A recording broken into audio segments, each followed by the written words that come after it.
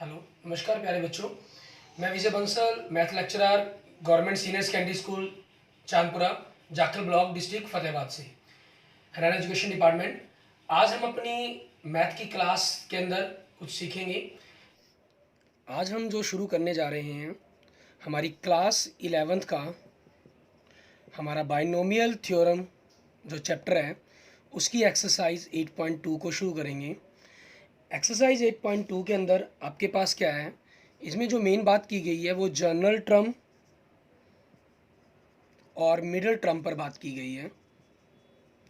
हम इनके बारे में ही इस आज की इस ऑनलाइन क्लास के अंदर देखेंगे और इसके बारे में जानेंगे।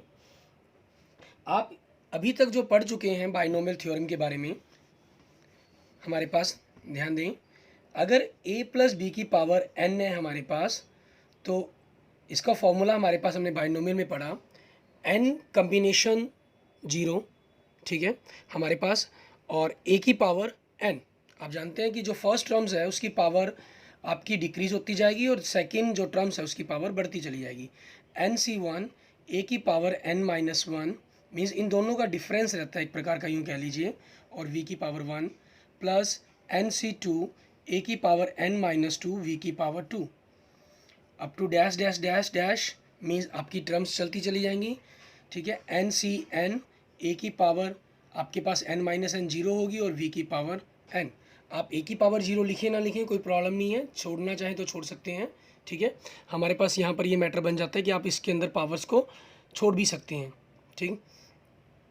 आपके पास n combination 0, n combination 1, n combination 2, n combination n।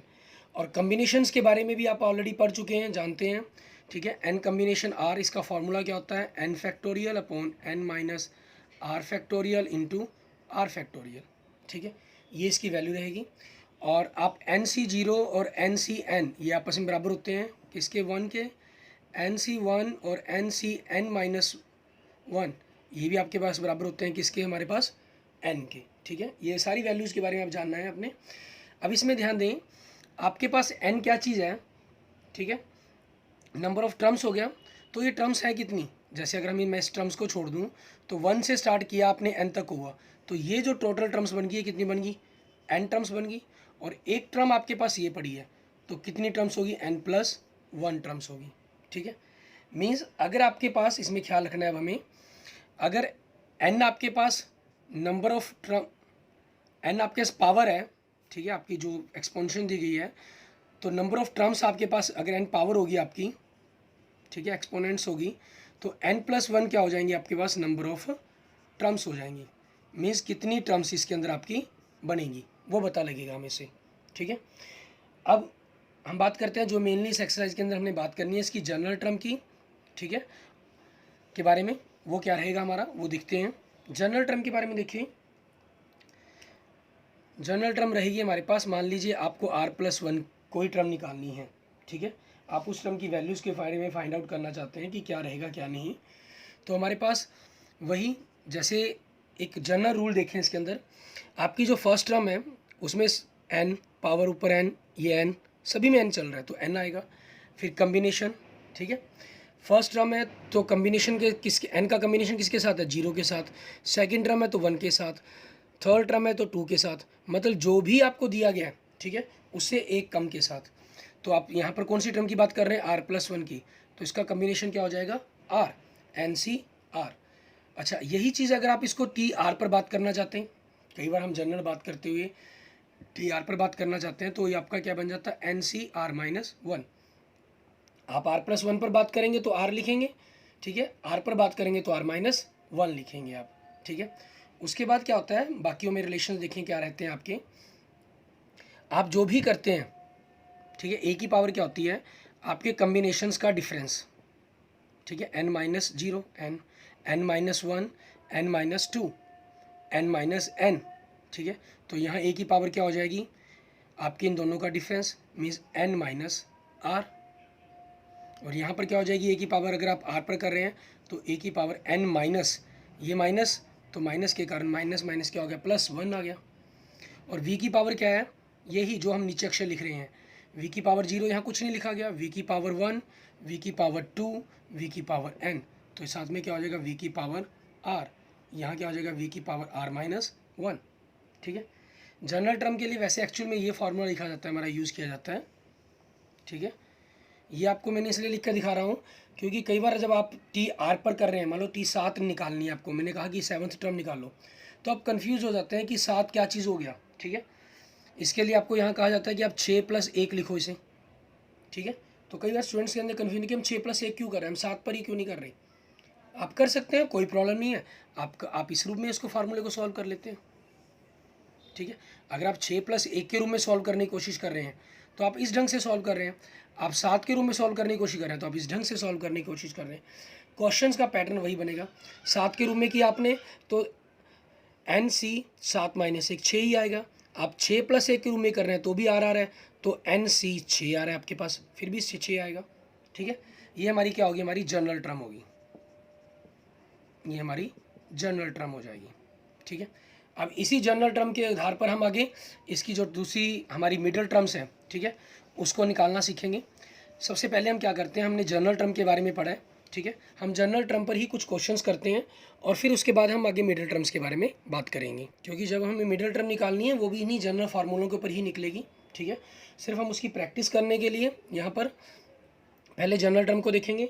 Example number 5 आपका सेम इसी जनरल टर्म पर है। हम एग्जाम्पल की जगह एक्सरसाइज के क्वेश्चंस कर रहे हैं। ठीक है, एग्जाम्पल में कोई प्रॉब्लम हो तो आप मुझे कमेंट कर दीजिएगा।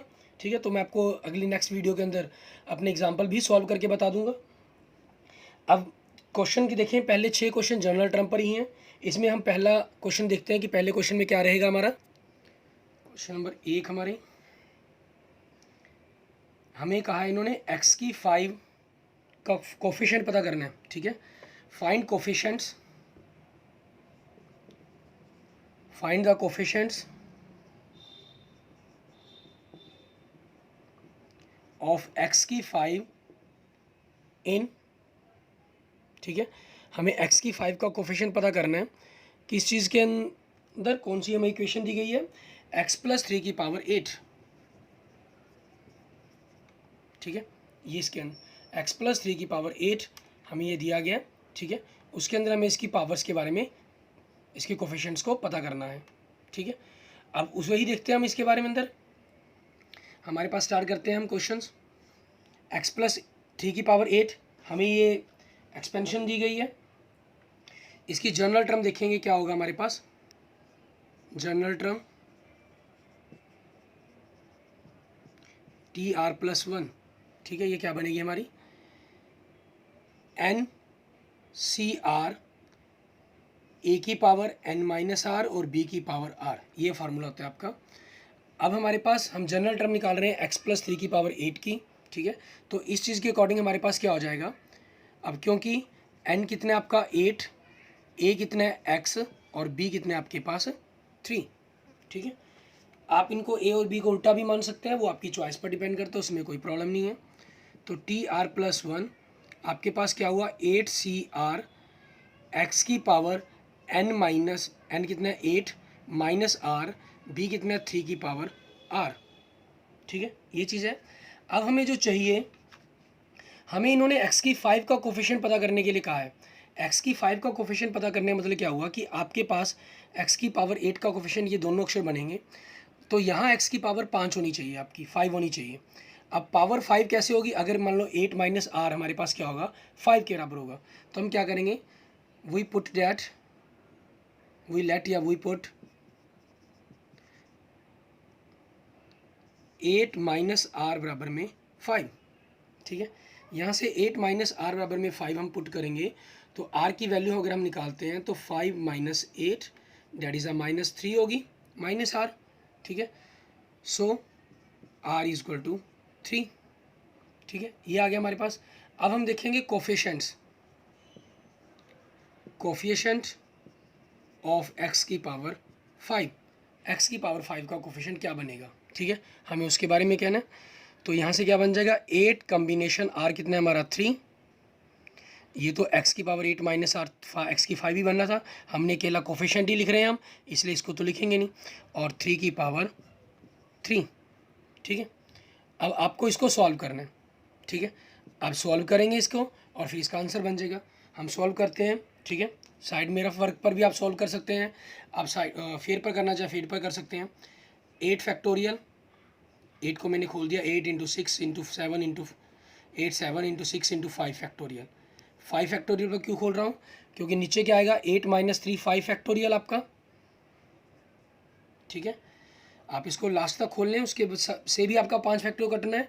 तो आपको बताया हुआ है कि हमेशा फैक्टोरियल को आप क्लोज कर दें, आप कम्बिनेशन में सीख भी चुके हैं इस चीज़ को। और गुना में 3 फैक्टोरियल आएगा हमारे पास, जो नीचे 3 है, तो उसको हमें खोलना ही पड़ेगा, ठीक है। 5 फैक्टोरियल से 5 फैक्टोरियल कट गया, 3 दूनी 6 कट गया आपके पास, ठीक है। तो आपके पास क्या आ गया 8 सत्ते 56, और गुना में 3 की पावर 3 कितना हो गया 27, ठीक है। मतलब आपके पास आपका आंसर क्या आ जाएगा, ठीक है। आप 56 को 27 से मल्टीप्लाई करेंगे, देखिए मल्टीप्लाई करके क्या आ रहा है आपके पास 1512, ठीक है। ये आपके पास आपके क्वेश्चन का आंसर हो जाएगा, क्वेश्चन पहले का, ठीक है। ऐसे ही सेम आपको नेक्स्ट क्वेश्चन करना है, क्वेश्चन सेकंड, उसको देखते हैं हम, रफ कर लेंगे इसको। क्वेश्चन सेकंड के अंदर हम देखते हैं हमें एक्सपेंशन क्या दी गई है, ठीक है। ये क्या दी गई है सेकंड में, a minus B, a minus 2b sorry की पावर 12, ठीक है। हमें जो कोफिशिएंट पता करना है वो किसका पता करना है, हमें कोफिशिएंट पता करना है a की पावर 5 और b की पावर 7 का, ठीक है। तो हम इसकी जनरल टर्म लिखते हैं यहाँ पर, जनरल टर्म, ठीक है, that is a T R plus 1, N कितना है हमारे पास 12 कम्बिनेशन, आप एन लिखकर बाद में 12 लिखना चाहे वो भी आपकी चॉइस है, आप डायरेक्ट भी लिख सकते हैं। 12 कम्बिनेशन आर हमारे पास, ठीक है। और ए की पावर क्या हो जाएगी 12 माइनस आर, और माइनस 2b की पावर क्या हो जाएगी आर, ठीक है। अब आपको ये ध्यान रखना है कि आपको इस चीज़ की वैल्यू के बारे में पता करना है। तो मतलब ए की पावर 12 माइनस आर 5 होना चाहिए, या यहाँ से माइनस 2 की पावर तो आर बनना ही बनना है, उसका तो कोई प्रॉब्लम ही नहीं है। वी की पावर आपके पास क्या होना चाहिए 7 होना चाहिए। अब आपकी चॉइस, या तो 12 minus R equal to 5 let कर लें, या वी की आर को डायरेक्ट 7 लेट कर लें, ठीक है। वो आप जो मर्जी कर सकते हैं दोनों से, ठीक है। हम क्या करेंगे यहाँ पर, पुट आर इजक्वल टू 7, मान लीजिए हम 7 डायरेक्ट पुट कर देते हैं, तो आपके पास जनरल टर्म क्या बन जाती है 7 plus 1, that is the 8th term की बात कर रहे हैं हम, ठीक है। और ये क्या हो गया 12 कम्बिनेशन 7, ए की पावर 12 माइनस 7 क्या हो गया 5, माइनस 2 की पावर 7, और बी की पावर 7, ठीक है। ये आ गया। हमें पता करना है कोफिशिएंट, सो कोफिशिएंट ऑफ ए की पावर 5 बी की पावर 7 क्या आ रहा है हमारे पास इसके अंदर 12 कम्बिनेशन 7 और माइनस 2 की पावर 7।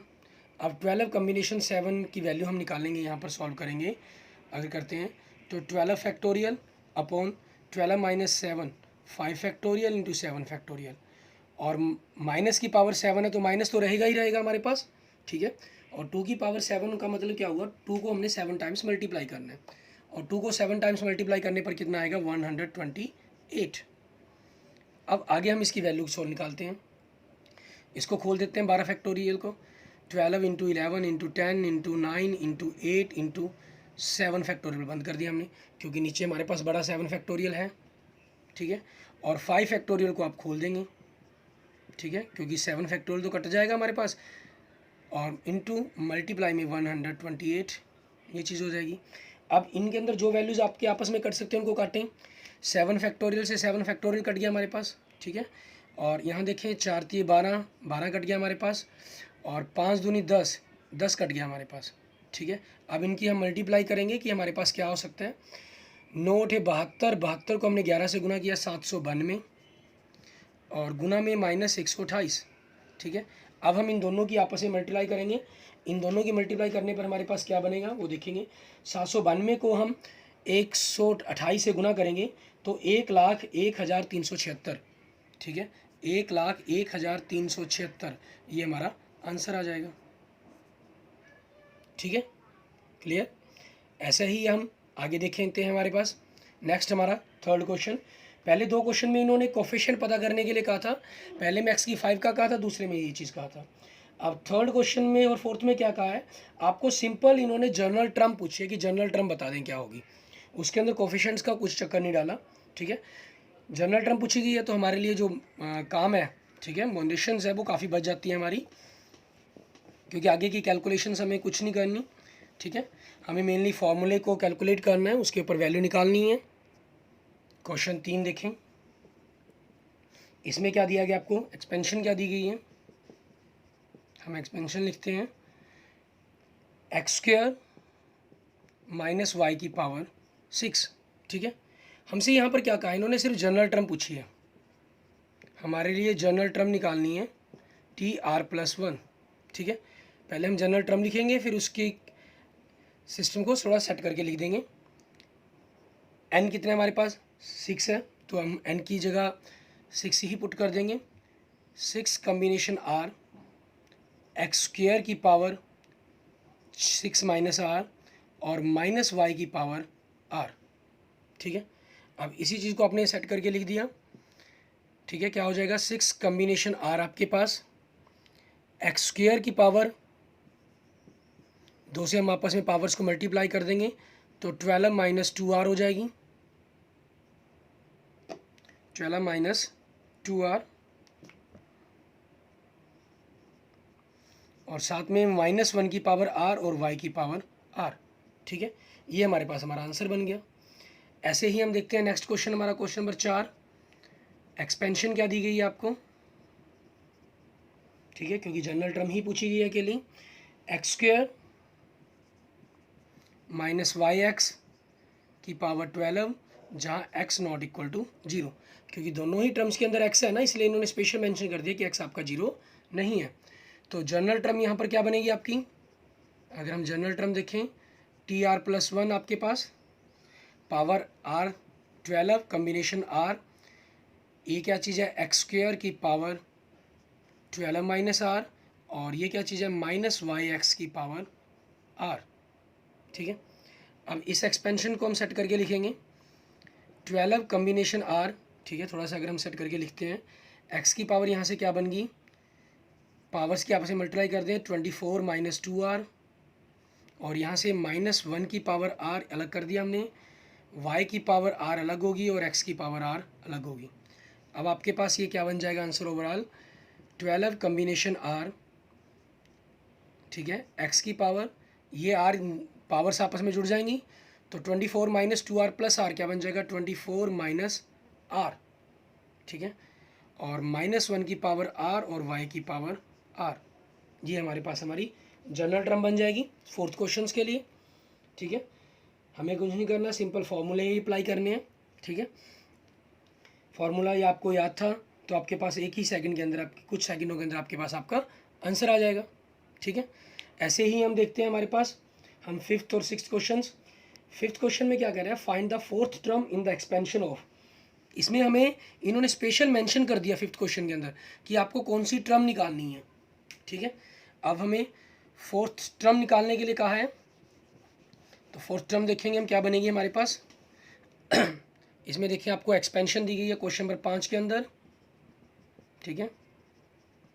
क्या एक्सपेंशन दी गई है, x माइनस 2y की पावर 12, x माइनस 2y की पावर 12, ठीक है। हमें क्या फाइंड आउट करना है, फोर्थ टर्म। आप इसको क्या करेंगे, जैसे ही मैंने आपको बताया, आपको आप हमारी जो जनरल टर्म का फार्मूला है वो r+1 की फॉर्म में लिखते हैं हम उसको, तो आप इसको 3+1 लिख लें, ठीक है। अब फार्मूले के according n 12 combination C r 3, a की पावर मतलब x की पावर क्या चीज़ 12 माइनस 3 n माइनस r, ठीक है, साथ में -2y मीन्स v की पावर r 3, ठीक है। ये आपके पास जनरल आपकी फोर्थ टर्म आ गई।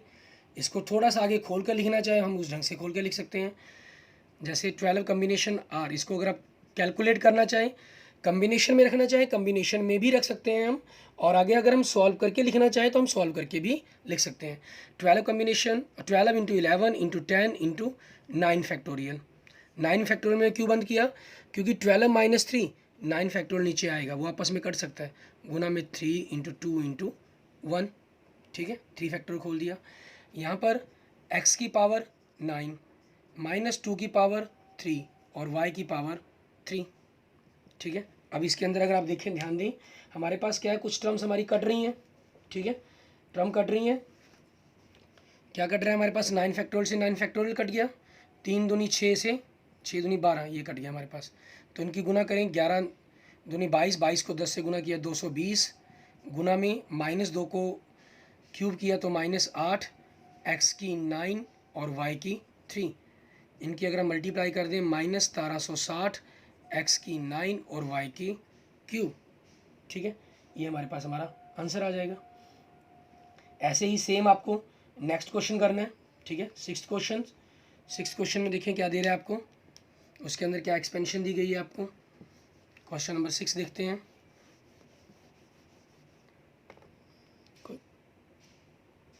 क्वेश्चन नंबर 6 के अंदर एक्सपेंशन दी गई है आपको। हमें इसमें क्या कहा है, फाइंड द 13th टर्म। हमें 13 टर्म पता करने के लिए कहा गया है। तो 13 को हम 12 + 1 लिख लेंगे। तो फार्मूले के मुताबिक n 18, कम्बिनेशन r कितना है 12, a 9x की power n minus r 18 minus 12 6। ठीक है, इंटू -1/3 मतलब v इसकी पावर r 12। अब इस चीज़ के अकॉर्डिंग हम इसको सॉल्व करते हैं। 18 कम्बिनेशन 12 इसको खोलते हैं, ऊपर 18 फैक्टोरियल लाना है, तो 18 × 17 × 16 × 15 × 14 × 13 × 12 फैक्टोरियल। ये क्यों लिख रहे हैं हम 12 फैक्टोरियल तक, क्योंकि 18 माइनस 12 6 फैक्टोरियल आएगा, 6 को तो हमने खोल दिया। आप जानते हैं 1 1 माइनस करके उनकी मल्टीप्लाई हो जाती है 1 तक, और गुना में 12 फैक्टोरियल r फैक्टोरियल आना है, उसको हमने एज इट रख लिया। ठीक है, यहाँ से क्या हुआ हमारे पास, 9 की पावर 6 हो गया और x की पावर 6 गुना में। ठीक है, हमारे पास -1 की पावर 12 है। ठीक है, -1 की पावर हमारे पास 12 है, तो उसी चीज़ के अकॉर्डिंग हमारे पास चलेगा सिस्टम सारा का सारा।